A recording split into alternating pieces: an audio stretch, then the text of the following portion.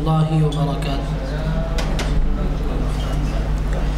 أعوذ بالله من الشيطان الرجيم.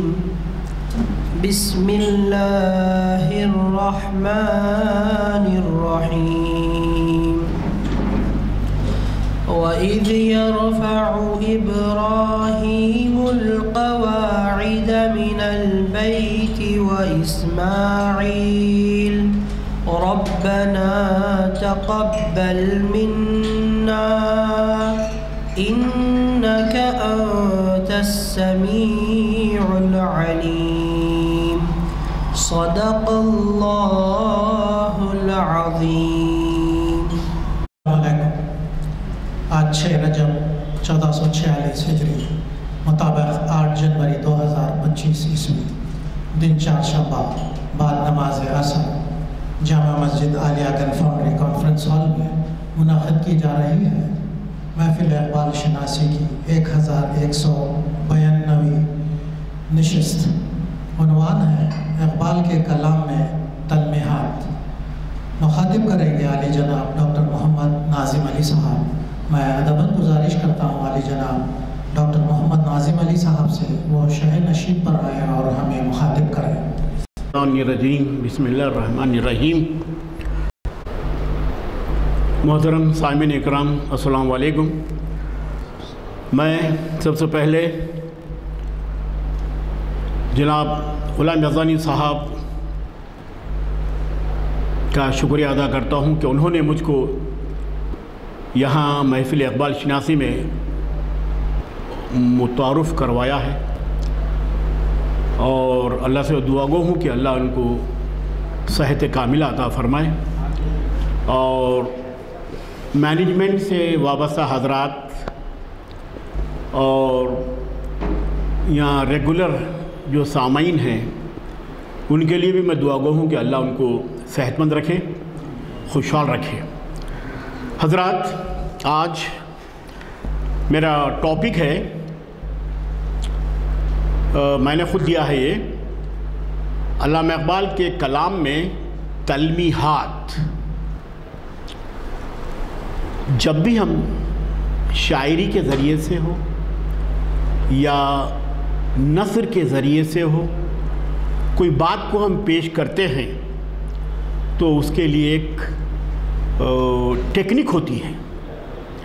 اس ٹیکنک کے تحت ہم اپنی بات کو اپنے سننے والوں تک اپنے قارئین تک پہنچاتے ہیں. تو شاعر ہو یا ادیب اپنی شاعری کے ذریعے سے ایک علم ہے علم بیان اس کا سہارا لے کر موضوعات کو عنوانات کو فنکارانہ انداز سے پیش کرتا ہے. چاہے وہ ناول ہو افسانہ ہو ڈرامہ ہو مثنوی ہو غزل ہو قصیدہ ہو نظم ہو. تو اس کے لیے ایک پیرامیٹر ایک ٹیکنک ایک فن ہوتا ہے. لہٰذا اقبال کی جو نظمیں ہیں اس میں بھی انہوں نے شاعری کے جو لوازمات ہیں اس کا سہارا لے کر انہوں نے اپنے پڑھنے والوں کو اپنے سامعین کو قارئین کو ایک پیغام دیا ہے. اور آپ جانتے ہیں کہ اقبال بحیثیت مجموعی ایک پیغمبر شاعر ہے ایک پیغمبر شاعر ہے جو اپنے نظموں کے ذریعے سے اپنے پڑھنے والوں کو ایک پیغام عطا کرتا ہے اور ایک میسیج دیتا ہے. انگلش میں میسیج ایک عطا کرتے ہیں. اور پورا اقبال کا اگر ہم کلام پڑھیں گے چاہے وہ فارسی ہو یا عربی ہو یا اردو ہو اس میں ان کی نظموں میں تشبیہات کا استعمال ہوا ہے اصطلاحات کا استعمال ہوا ہے استعارے کا استعمال ہوا ہے کنایے کا استعمال ہوا ہے اشارے کا استعمال ہوا ہے اور تلمیحات کا بھی استعمال ہوا ہے. اب تھوڑا سا آپ یہ سمجھ جائیں کہ تلمی کیوں استعمال کرتا ہے. ایک سوال ابھرتا ہے سننے والوں میں کہ شاعر یہ تلمی تشبیہ استعارے علامت دراصل اپنی شاعری میں بیان کے حسن کو ان عناصر سے پیدا کرتا ہے. خافیہ، ردیف، مطلع، حسن مطلع، یہ تمام چیزیں جو آپ دیکھ رہے ہیں شاعری میں، اس میں ایک حسن، ایک خوبصورتی، ایک بانگ پن پیدا کرتا ہے شاعر، کوئی بھی شاعر ہو. تو اب اقبال کے یہاں تلمیات کے ذریعے سے، تلمی کی تعریف یہ ہے میرے بھائی، تلمی یعنی جب کبھی بھی شاعر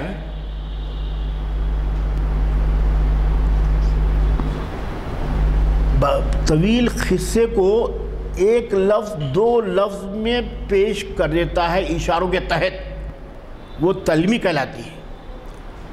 تلمی سیاسی بھی ہے، تلمی مذہبی بھی ہے، تلمی سماجی ثقافتی بھی ہے، تلمی شخصی بھی ہے.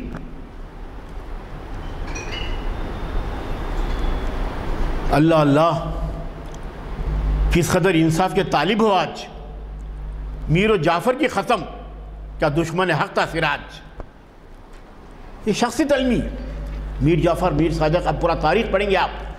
دیکھو شاعر ایک لفظ کا استعمال ایسا کرتا ہے کہ آپ کا ذہن پوری تاریخ کی طرف جو سے کیا ہے رجوع ہو جاتا ہے، اور ایک لفظ کے ذریعے سے پوری تاریخ آپ کے ذہن میں آتی ہے، بشرطے کہ آپ کو معلومات ہوں.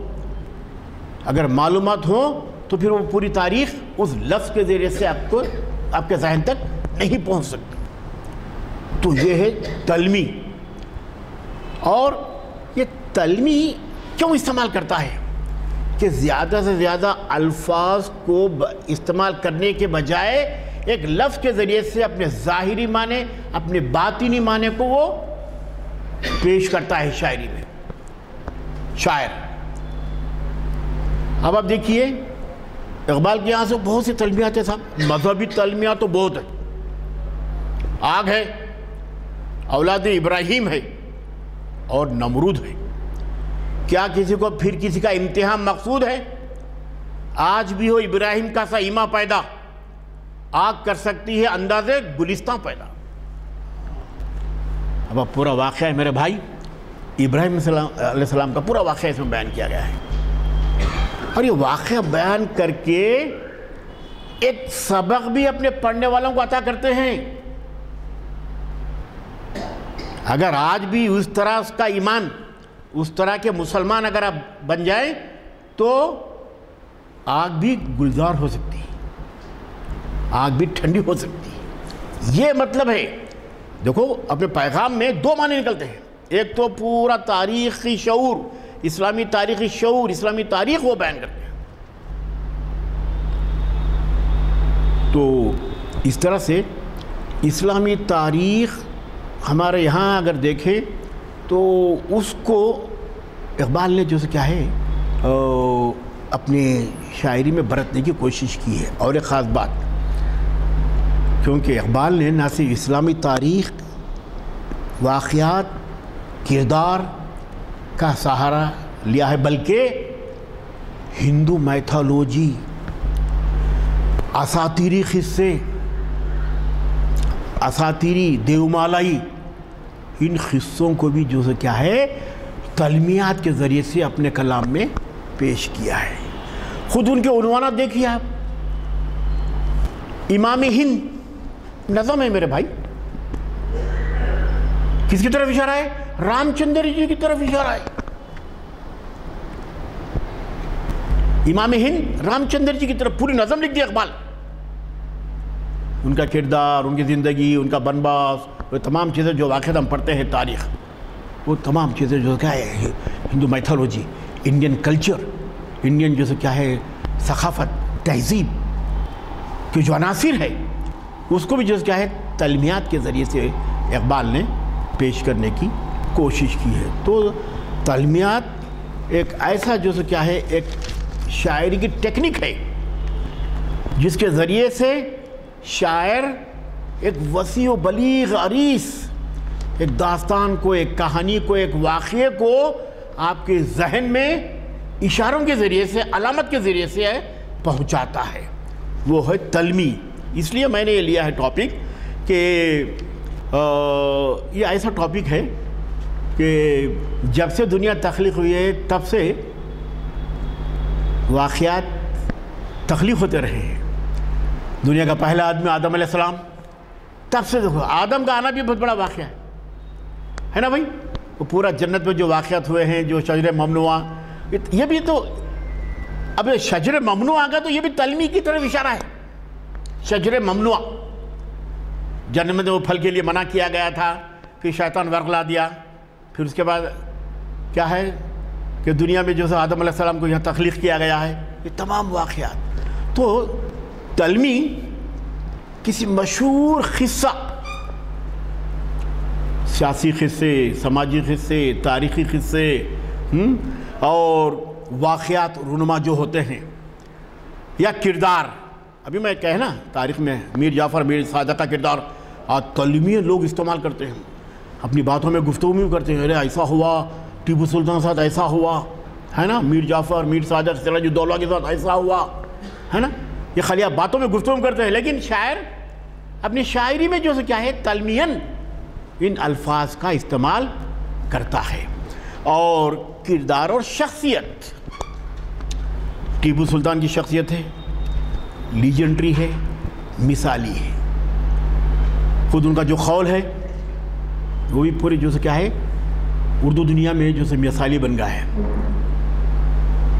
کیا ہے وہ کہ بہادر کی طرف اشارہ ہے نا، شیر کی ایک دن کی زندگی سے ہے نا. تو یہ ٹیپو سلطان کا قول ہے، اور یہ جو کیا ہے ایک مثال کے طور پر، ایک تمثیل کے طور پر جو کیا ہے پورے لٹریچر میں، ادب میں، اردو زبان اور ادب میں جو کیا ہے استعمال ہوا ہے. اور شخصیت کے ذریعے سے، ان واقعات کے ذریعے سے، کیا ہے تاریخی واقعات کے ذریعے سے شاعر اپنے کلام کے ذریعے سے اشارہ کر دیتا ہے. اور تلمی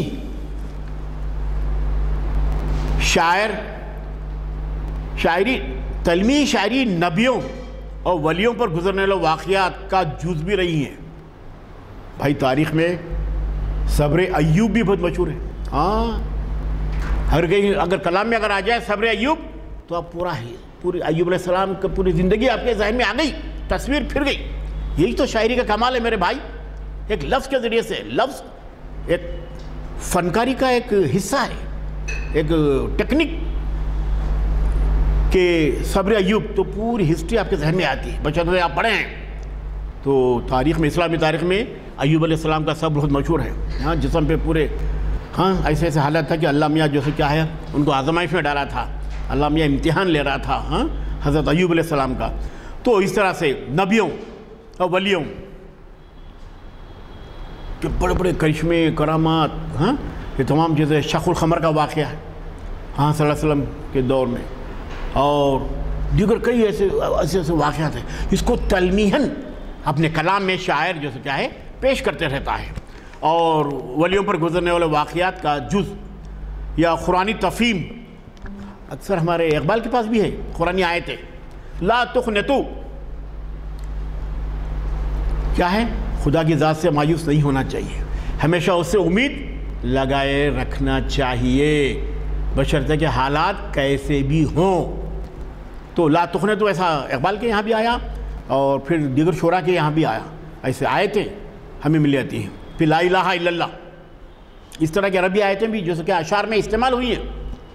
سوائے اللہ کے دنیا میں کچھ نہیں ہے، سوائے اللہ کوئی جو کیا ہے دائم مقام حاصل ہے، کسی اور دنیا آسمان کی کسی چیز کو حاصل نہیں ہے سوائے خدا کے. اور پھر اس کے بعد قرآنی تفہیم بھی، تفسیر بھی، ان تمام چیزوں کو شاعری میں اقبال نے استعمال کیا ہے اپنی شاعری میں. اور شاعری کی آہنگ وہی بتا رہا تھا میں. تلمی کیوں استعمال ہوتی ہے؟ شعر میں ایک آہنگ ہوتا ہے، شعر میں ایک وزن ہوتا ہے، شعر میں ایک لحن ہوتا ہے، اس میں زور پیدا ہوتا ہے. تشبیہ استعمال کرو یا تلمی استعمال کرو، علامت استعمال کرو، یہ تمام چیزیں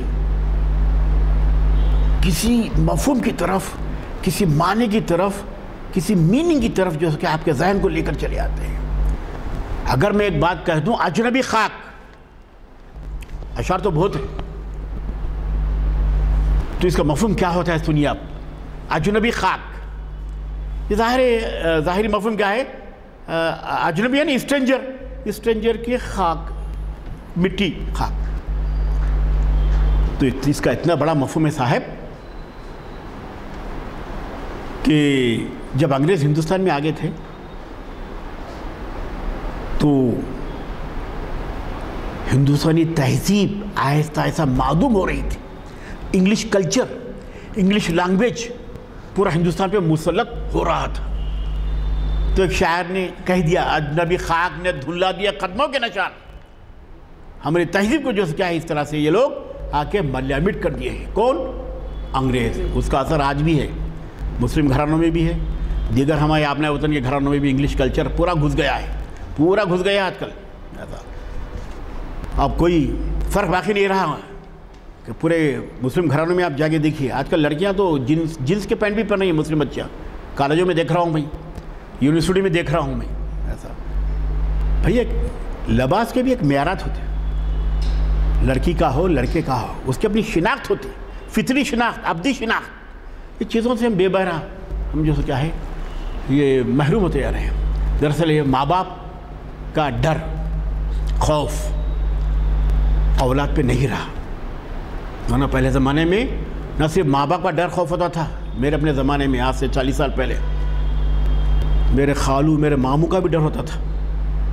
ایسا ڈر ہوتا تھا اگر کہیں بے مقصد اگر ہم چلے جائیں، اگر وہ دیکھ لیں ماموں یا چاچا تو گھر میں پھر مار پڑتی تھی. ہاں اب وہ حالت نہیں رہے، ختم ہو گئے. تو اس طرح سے آہنگ اور جمالیاتی تقاضے شعر کے اندر بتا رہا ہوں میں، اور ہمامیز کرنے کا فن ہے. یہ تمام چیزیں تشبیہات، استعارات، تلمیات علم بیان میں آتے ہیں. کیسا ہم بیان کر رہے ہیں، کن چیزوں کے شاعری کے عناصر کو لے کر ہم آگے بڑھ رہے ہیں. تو یہ شاعر کے پاس اس کی پرکھ ہوتی ہے. اور پھر شعراء کرام نے زمانے قدیم سے ہی آسمانی الہامی سرچشموں سے کسب فیض کیا ہے. پہلے زمانے سے، روز اول سے ہی، جب زبانیں جو تھی سامی، عربی، ہبرون، مختلف قدیم زبانیں کلاسیکل لینگویجز سے، اس میں بھی استعمال ہوا ہے. کوئی ایک زبان میں نہیں ہے، تمام زبانوں میں یہ فن تخلیق ہوتا ہے میرے بھائی. اور پھر وید، قرآن، گیتا، قرآن، اور مغرب میں زبور، انجیل، بائبل، توراۃ، جیسے لافانی، یہ ماورائے فطرت، یہ ماخذات شاعر اپنے ذہن، اپنے تخیل سے عکس کرتا ہے. شاعر عکس کرتا ہے، ڈیریویٹ کرتا ہے وہاں سے، تاریخ سے، الہامی واقعات سے، الہامی شخصیتوں سے. اور شعراء کرام نے انسانی جذب احساس کی فنی ترسیل کے ہنر تک رسائی حاصل کرتا ہے. ان عناصر کے ذریعے سے کیا ہے، شعراء کرام یہ بھی فنکار ہے نا، ایک فن کا مظاہرہ کرتے ہیں. تو اپنے جذبے اور احساسات، فیلنگز، تھنکنگ، تھاٹس کے ذریعے سے اپنی بات کی، اپنی فکر کی فنی ترسیل کرتے ہیں. فن، ٹیکنک، یہ تمام چیزیں آ جانے سے لوازمات فن بنتا ہے، یاد رکھیے آپ. اور کلمی شاعری کے ذریعے سے کسی واقعے کے وسیع پس منظر کو فن کی سطح پر دکھانے کی کوشش کی جاتی ہے. کسی وسیع واقعے کو، یا موت، زندگی کی بے ثباتی کو بھی، زندگی کو ثبات نہیں ہے، ٹھہراؤ نہیں ہے، کبھی بھی ختم ہونے والی، ایسے تصورات بھی جو کیا ہے اشعار کے ذریعے سے وہ پیش کرتے ہیں شاعر. اقبال کے پاس تو قرآنی حوالے بہت، علامہ اقبال کے پاس قرآنی حوالوں کے ذریعے سے تفاسیر اور روایات، قصے کی جمع، قصص الانبیاء ہے نا، پیغمبروں کے پورے واقعات جو اس میں، اور तलमियात कि ये माखिज़ हैं, यहाँ से लेते हैं इकबाल। फिर औलिया अल्लाह से भी अस करते हैं तलमीहात। और तूफ़ान नूह अलैहिस्सलाम का जो पूरा वाक़या का क़िस्सा है ना भाई, मेरे एक लफ्ज़ में देखो, तलमी बड़ी ताक़तवर चीज़ है शायरी में। अगर लफ्ज़ों में, दो मिसरों में मैं अगर कहीं एक लफ्ज़ बयान कर दिया ना नूह का, तो आपका जहन चलेगा पूरा जहन में पूरी एक तारीख़, पूरा एक क़िस्सा, पूरा नूह अलैहिस्सलाम उनके बेटों का वो नाफरमानी करे, तमाम कश्ती में पानी आ गया, तूफ़ान आ गया, कश्ती डूब गई, फिर जुदी पहाड़ पर ठहर गई। ये तमाम वाक़या आपके जहन में आता है, बशर्ते कि आप इस्लामी तारीख़ पे आप उबूर रखते हैं, तो आपको लुत्फ़ भी आता है तलमी इस्तेमाल करने से, तलमी को समझने से, पढ़ने से। आतिश नमरूद, ये तलमियात इक़बाल के पास जो इस्तेमाल हो उसकी बात बता रहा हूँ। अभी 2-3 अशआर सुना दिया मैं, आतिश नमरूद। और क्या वो फिर उसके बाद दीदे याकूब अलैहिस्सलाम का क़िस्सा, हुस्न यूसुफ और तजल्लियत तूर एक पहाड़ का नाम है। वो मूसा अलैहिस्सलाम का पूरा वाक़या है ना, अरे मूसा तू मुझको नहीं देख सकेगा, है ना, लन तरानी। और यद बैज़ा, लहन दाऊद, सब्र अय्यूब, शकुल ख़मर। अच्छा, आब हयात, देखो साहब ये सब इस्लाम से मुताल्लिक़ तलमीहात की बात कर रहा हूँ। क्यों कि इक़बाल के पास ये तलमीहात का इस्तेमाल मौसिर अंदाज से हुआ है। अब आब हयात आप जानते हैं, आब हयात वो पानी जो पीने के बाद इंसान हमेशा रहता है, आब हयात। और तीशा, अब्राहा,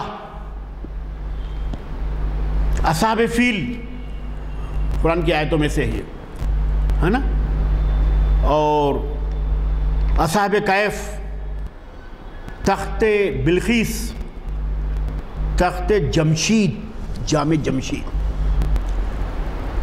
ये मजहबी तारीख़ी वाक़यात। तख्त जमशीद ये आप जानते हैं कि एक बादशाह ईरान का था जो उसका तख़त बड़ा मशहूर था, और उसका नाम था जामे जमशीद। एक प्याला बनाया था, ये पूरा वाक़या आपके जहन में आता। जमशीद एक बादशाह था ईरान का, एक ऐसा प्याला बनाया था जनाब कि उस प्याले में, जादुई प्याला कहते हैं लोग, तारीख़ में रिवायत में पढ़ा हूँ मैं, कि जिसमें अपनी सल्तनत का, अपनी हुकूमत का, अपने समाज का अक्स देखा करता था। जामे जमशीद, जामे जम माने प्याला, जम माने जमशीद का प्याला ऐसा बनाया था, बनवाने लगा था बादशाह, और उसमें पूरी दुनिया का अक्स देखा करता था। अच्छा, लोग हमेशा आपसे कहते हैं कि तारीख़ पढ़ो, तारीख़ पढ़ने से हाल में आपको तरक्की हासिल होती है। आज भी कहते हैं लोग, तारीख़ कौमों का हाफिज़ा है। याद रखिए जनाब, तारीख़ कौमों का हाफिज़ा है, तारीख़ का मुस्तक़बिल भी संवरता है। अब आप तारीख़ पढ़ रहे हैं, जामे जम की तारीख़, तो वो बादशाह पता नहीं जादुई था, रिवायती था, लेकिन उस दौर में वो अपने पूरे उसका अक्स देखा करता था। तो आजकल क्या है, इंटरनेट, एक बटन दबाते पूरी दुनिया नज़र आ रही है, लंदन की लाइब्रेरी नज़र आ रही है, आपको लंदन नज़र आ रहा, गलियाँ नज़र आ रहे। भाई आज इंटरनेट दबा, ऐसा एक बटन क्लिक करो आप, बस पूरी दुनिया दिख रही है आपको। तो तारीख़ से ही तमाम चीज़ें कि जो से क्या है तस्दीक होती, और बहुत सी चीज़ें। परिंदों को देखकर जहाज़ बनाए, उड़न खटोला बोल के एक सुने थे हम, परिंदों को देखकर जहाज़ बनाए। तो ये तमाम चीज़ें हैं। आज भी असर में जो चीज़ें इस्तेमाल कर रहे हैं, इसका तारीख़ से रब्त है मेरे भाई, तारीख़ से मुनक़ता नहीं है हम लोग। लेकिन अब हिंदुस्तान में क्या हो रहा है, हमारे यूनुस अली साहब कई यूनिवर्सिटीज़ में हिस्ट्री के सब्जेक्ट को निकाल दे रहे हैं। बहुत बड़ा अलमिया है, हिस्ट्री के सब्जेक्ट को निकाल दे रहे हैं मेरे भाई, नहीं पढ़ा रहे हैं।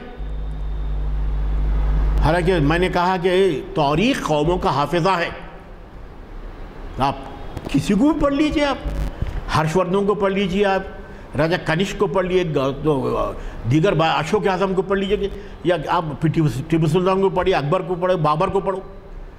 अरे उससे कुछ हाल में जीने का कुछ शऊर भी हासिल होता है तारीख से। मेरे भाइयों, तारीख पढ़ना ज़रूरी है। हिस्ट्री ये आउटडेटेड सब्जेक्ट नहीं है, ये ज़िंदगी के साथ साथ चलता है ये सब्जेक्ट। तमाम समाजी उलूम, तमाम साइंसी उलूम ये ज़िंदगी के साथ साथ चलते हैं। हम उसी में जी रहे हैं, उससे रब्त रखे हुए हैं हम लोग। मेरे भाई एक पत्थर भी है, बिलराज साहब की ज़िंदगी से वास्ता है। पत्थर कह रहा हूं मैं, और पत्थर जिंदा शय है। प्रोफेसर से कल ही बात हुई, जियोलॉजी के प्रोफेसर से। जियोलॉजी कहते हैं इल्म तबखातुल अर्ज़,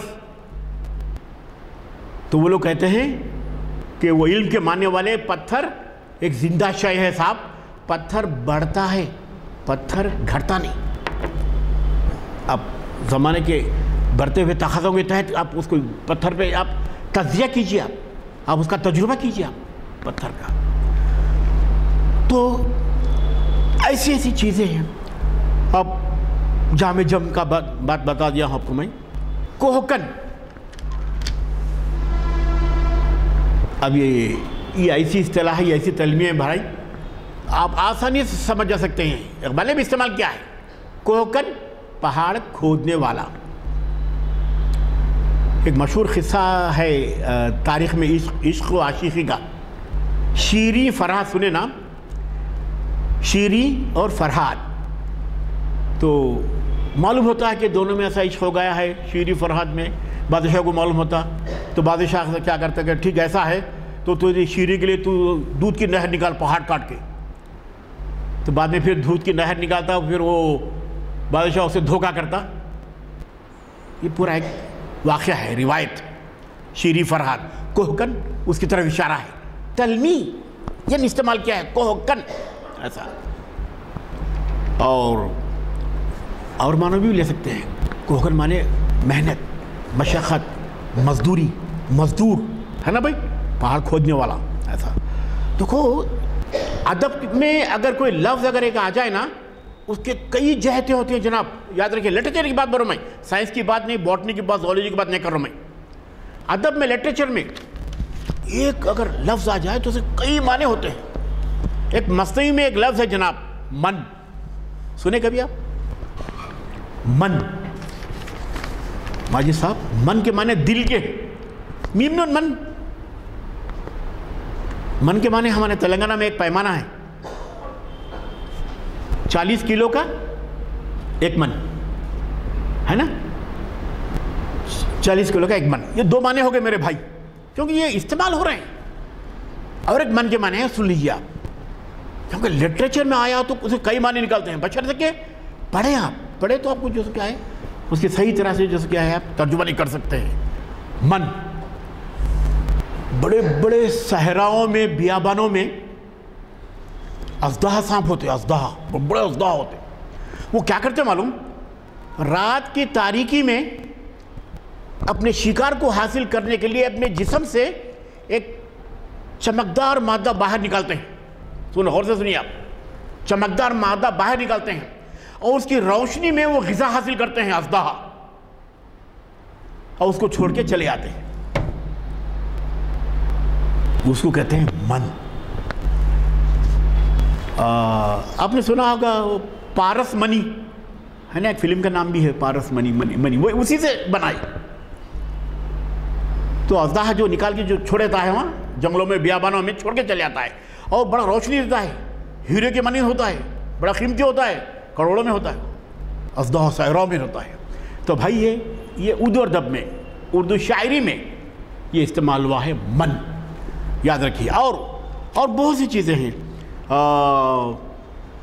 ख़ज़ाने क़ारून, अरे हम भी बोलते क़ारून का ख़ज़ाना भी हो तो बस नहीं होता, बोलते ना मतलब घर में ज़्यादा पैसे वो और लाई भी तो बस नहीं होता, क़ारून का ख़ज़ाना अपन बातचीत में बोलते हैं, लेकिन ये तो शायरी में भी इस्तेमाल करें इक़बाल। خارون، خزانہ خارون، اچھا جنت شداد، یہ اقبال کے پاس تلمیات ہے، اس کا میں ایکسپلین کر رہا ہوں بھائی. شداد نے ایک جنت بنائی تھی نا، بعد میں اس کا حشر کیا ہوا آپ جانتے ہیں. جنت شداد، آسائے موسیٰ، اس کا بھی استعمال ہوا ہے اقبال کی شاعری میں تلمیحاً. اور ایسے تلمیحات اقبال نے اپنے شعر و ادب میں کثرت سے استعمال کیے ہیں. خاص طور پہ اسلامی تلمیحات تو بہت زیادہ ہیں. اور پھر اس تلمیحات سے واقفیت رکھنا اور اس کے معنی مفہوم کی بصیرت حاصل کرنا اور اس کو پڑھنے سے ایک مسرت حاصل ہوتی ہے. خالی ایک شعر پڑھا تو آپ خوش ہو گئے. اللہ اللہ کس قدر انصاف کے طالب ہو آج، میر و جعفر کی قسم دشمن حق تا سراج. وہ بہت بڑا واقعہ ہے جناب. سراج الدولہ ایک بنگال کے نواب تھے، ان سے بھی غداری کی گئی، ٹیپو سلطان سے بھی غداری ہوئی. ہاں، قلعے کا دروازہ کھول دیے، کچھ آپس میں مفاہمت ہو گئی دشمن کی فوج سے. یہ پورا واقعہ ہے میرے بھائی. اور اس طرح سے تلمیات دیو مالائی بھی ہوتے ہیں، اساطیر بھی ہوتے ہیں، اور عشق و عاشقی کے قصے بھی ہوتے ہیں. لیلا، مجنوں، شیری، فرہاد. کل ہی میں ایک کتاب پڑھ رہا تھا جناب، پتہ نہیں اس کا حق سے تعلق ہے یا نہیں. ابھی میں ایک مثال دیا، Shirin Farhad, that is real اور not, I don't know, that is tradition, وہ ٹریڈیشن ہے. وہ لیلا مجنوں بھی یمن میں یہ واقعہ ہوا کرتے. کل ایک کتاب پڑھا تھا، نئی کتاب آئی اڑیسہ سے میرے پاس، کل پوسٹ کے ذریعے سے، تو رات میں ایک نکال کے مضمون دیکھ رہا تھا. اب صاحب سے سوال کر کے نہیں پوچھا میں کہ حق ہے یا کوئی تخیلی ہے. تو یہ عشق و عاشقی کی اگر واقعات کو حوالے دینا ہے تو ہمیشہ کوہکن، شیری فرہاد، لیلا مجنوں اور ہیر رانجھا بلکہ ہے. یہ شاید یہ کہاں ہوا، یہ کہیں پنجاب میں ہوا واقعہ بولتے ہیں ہیر رانجھا. ہاں، یہ ایسے واقعات ان کو مثال کے طور پر عشق واقعات کے تحت اس طرح کے تلمیات استعمال کرتے ہیں. اور پھر اس کے بعد اچھا داستانوں میں بھی مذہبی عقائد، custom and tradition, religious custom and tradition, ریت رواج، ان سے بھی جو کیا ہے مثالیں اپنی شاعری میں پیش کرتے ہیں شاعر. اصطلاح اور تلمیات سے بہت زیادہ اقبال نے کامیاب ایک فنی تدبیر کو انہوں نے ملوز رکھا ہے اقبال نے، جس نے لفظوں کی کفایت ہوتی ہے. تلمی کیوں استعمال کرتے ہیں؟ لفظوں کی کفایت. کفایت بنے کم لفظ استعمال کرنا. دیکھو جناب، اگر شاعری میں آپ جتنے کم لفظ استعمال کریں گے نا، وہ شاعری بڑی مؤثر ہوتی ہے. میر تقی میر کے یہاں کم لفظوں میں اعلیٰ سے اعلیٰ معنی میر کے یہاں ہمیں مل جاتے ہیں. ایک ایسے تصور کو 5 لفظوں میں، 4 لفظوں میں، پہلے مصرے میں 4 لفظ، دوسرے مصرے میں 4 لفظ، اس میں ایک بڑی سے بڑی جیسے کیا ہے، ایک داستان کو، ایک کہانی کو، ایک تصور کو، ایک فکر کو، ایک عنوان کو پیش کر لیتے ہیں. تو یہ بڑا فن ہے کم الفاظ استعمال کرنا. وہ ہر ایک کے بس کی بات نہیں ہے شاعر کے. اور پھر اس کے بعد لفظوں کی کفایت ہوتی ہے تلمی استعمال کرنے سے، اور شاعر کسی واقعے کی طرف اشارہ کر کے آگے بڑھ جاتا ہے. ایک وسیع دنیا کو تلمی کے ذریعے سے پیش کرتا ہے شاعر، ہاں، لفظوں کے ذریعے سے. اور تلمیات تو اقبال کا سرچشمہ قرآن، احادیث، تاریخ اسلام کے واقعات، پیغمبروں کی زندگی، اور ان واقعات سے میں نے کہا نا، ایک تو تلمی استعمال کرتا ہے، وہ چیزیں بتلاتا ہے، اور دوسرا کیا چیز آپ کو ملتی ہے؟ سبق، نصیحت، تاکید. ہاں، یہ ایک سبق بھی، ایک پہلو بھی آپ کو عطا ہوتا ہے پڑھنے سے. آپ کو ایسی سبق آموز بصیرتیں بھی آپ کو ملتی ہیں تلمی کے استعمال سے، تلمی کو پڑھنے سے، آپ تلمی والے اشعار پڑھنے سے. اور پھر کہتے ہیں کہ اقبال کئی ایسے اشعار میں نوٹ کر کے لایا ہوں بھائی، آپ کو ابھی بتاتا ہوں میں. کئی ایسے قصے، کئی ایسے واقعات اقبال نے اپنے کلام میں استعمال کیے ہیں کہ غرض یہ کہ اقبال نے مختلف تدابیر کے ذریعے سے کلام کو حتی المقدور دل نشین پر اثر بنانے کی کوشش کی ہے، اور پھر اس شاعری سے اپنے خیالات کی اشاعت کا کام لیا ہے. شاعری کے جو لوازمات ہیں، یہ سب لوازمات ہیں جناب، تشبیہ، استعارات، تلمیات اور اصطلاحات، ٹرمینالوجی، یہ تمام چیزیں اصطلاحات ہیں اور تمام چیزیں اس کے لوازمات ہیں شاعری کے. تو انہوں نے استعمال کر کے ایک پیغام اپنی شاعری کے ذریعے سے انہوں نے عطا کیا ہے. اور پھر اقبال نے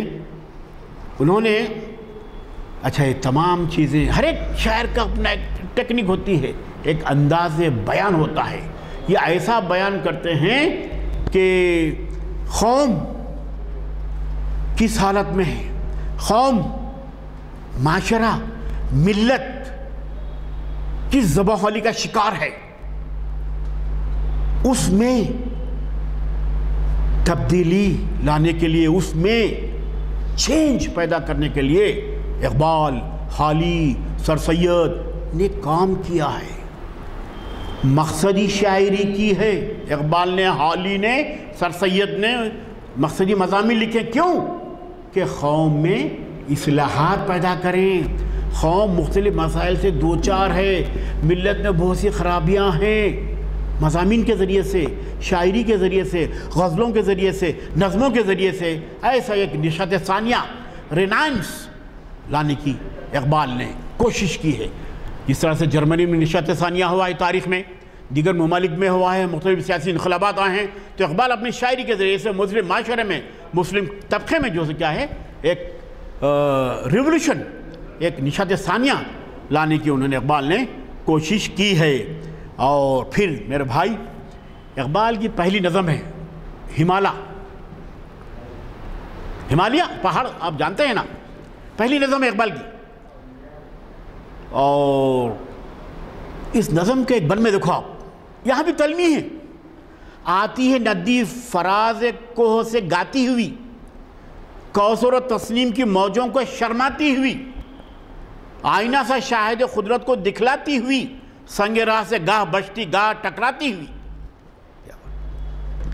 ہمالیہ کو انہوں نے کیا کیا، ایک قومی یکجہتی کا ایک نمونہ، ایک تصور کیا. ہمالیہ کو انہوں نے جو کیا ہے ایک ہندوستان کا ایک اہم تہذیبی ثقافتی عنصر، ایلیمنٹ تصور کیا اقبال نے، اور اس پہ خراج عقیدت، خراج تحسین پیش کرتے ہیں اقبال اس نظم کے ذریعے. اقبال کی پہلی نظم ہے کیا کہ ہمالیہ پہ سے جو ندیاں نکلتی ہیں نا، بہت سی ندیاں نکلتی ہیں ہمالیہ سے، پہاڑ سے، تو وہ کہتے ہیں کہ آتی ہے ندی فراز کوہ سے گاتی ہے، فراز اونچائی سے.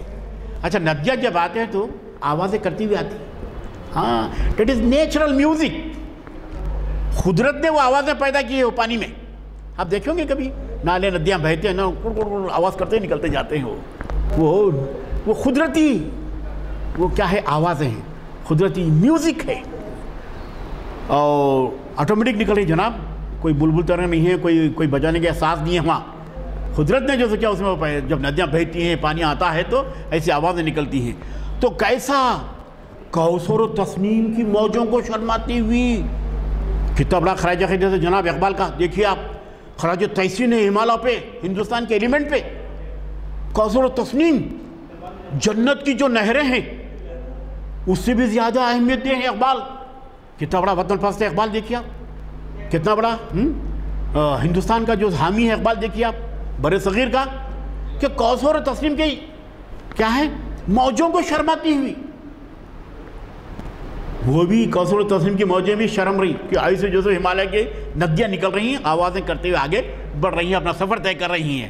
اور آئینہ سا، آئینہ سا شاہد قدرت کو دکھلاتی ہوئی، پورا نیچر، پورا عکس کیا ہے وہ ان کی ندیوں میں دریاؤں کے پانی میں جیسے ہمیں نظر آتا ہے قدرت کا. اور پھر کبھی میں غار ہیرا میں چھپا رہا برسوں، دیا جہاں کو کبھی جام آخری میں نے. غار ہیرا، غار سور.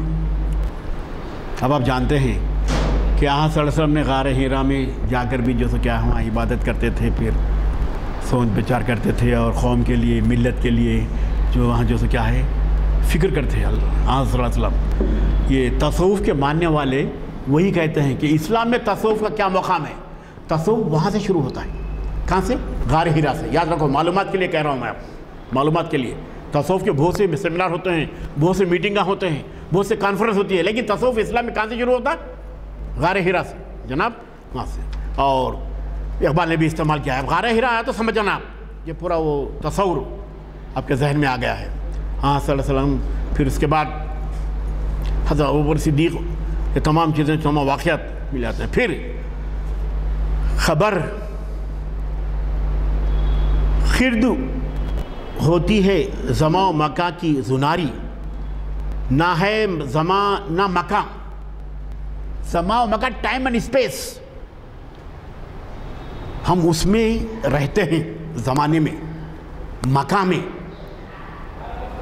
اور یہ سب کیا ہے؟ یہ سب کچھ نہیں. ٹائم بینگ، ہم ایک زمانے میں، ایک وقت میں ہم زندگی گزار کے چلے آتے ہیں. رہنے والی چیز پھر قرآن کی آیت، لا الہ الا اللہ، اللہ کے سوا یہ زمان، مکان، پہاڑ، دریا وغیرہ سب جو سو کیا ہے کچھ نہیں ہے، صرف اللہ ہی باقی ہے، اللہ ہی باقی رہنے والا ہے. اور بہت سے گوئٹے ہوتا وہ مذہوب فرنگی اس زمانے میں، ہوتا وہ مذہوب. دیکھو جناب، ایک لفظ کے ذریعے سے اس طرح اشارہ کر دیا، ہوتا وہ مذہوب فرنگی اس زمانے میں، کہ اقبال بتاتا مقام کبریائی کیا ہے. کس طرح اشارہ جناب؟ نیچے کو کیا ہوگا تھا معلوم؟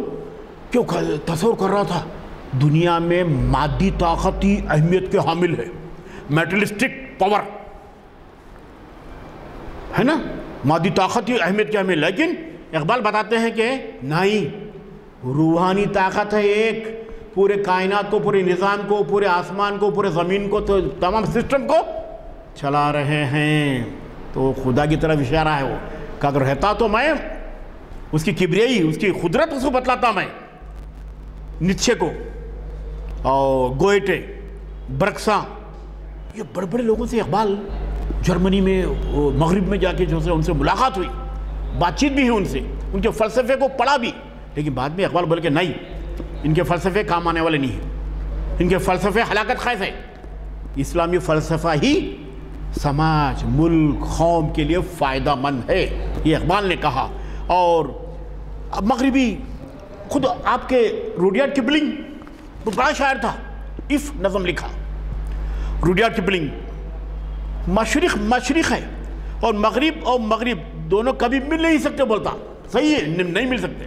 وہ کلچر الگ، یہ کلچر الگ، مشرق کلچر الگ ہے، مغرب کلچر الگ ہے. دونوں میں بڑا تفاوت ہے میرے بھائی. ان کا رہن سہن، ان کے کھانے پینے، ان کے تمام روحانیت سب الگ ہے ان کی، ہماری الگ ہے مشرقی. اور پھر اقبال کہتے ہیں مشرق سے ہو بیزار نہ، مغرب سے حضر کر، فطرت کا اشارہ ہے ہر شب کو شہر کر. پھر کیسے واقعات ہے جناب، بہت سے اشعار لکھ کے لاؤں. اگر عثمانیوں پر کوہ غم ٹوٹا تو کیا غم ہے. عثمانیوں پر، یہ عثمانی بادشاہ نہیں، سلطنت عثمانیہ کی طرف اشارہ ہے میرے بھائی. سلطنت عثمانیہ پوری دنیا پہ ان کی حکومت تھی. افریقہ میں، اندلس میں، مکے میں، سعودی عرب میں، سب ان کی حکومت تھی. اس لیے آپ کعبے میں جا کے دیکھیں گے تو عثمانیوں کا آرٹ ہے، دیکھو وہ بنائے سو تعمیر ہے. سلطنت عثمانیہ والے بنائے، ابھی تھوڑا حصہ رکھے وہ لوگ، پتہ نہیں کیا معاہدہ ہے نہیں معلوم. کعبے شریف میں ان کے جو دیواریں وغیرہ ہیں نا، پورا وہی فن ہے. پوچھا میں تو یہ عثمانی خلافت عثمانیہ وہ لوگ تو بہت بڑی حکومت تھی.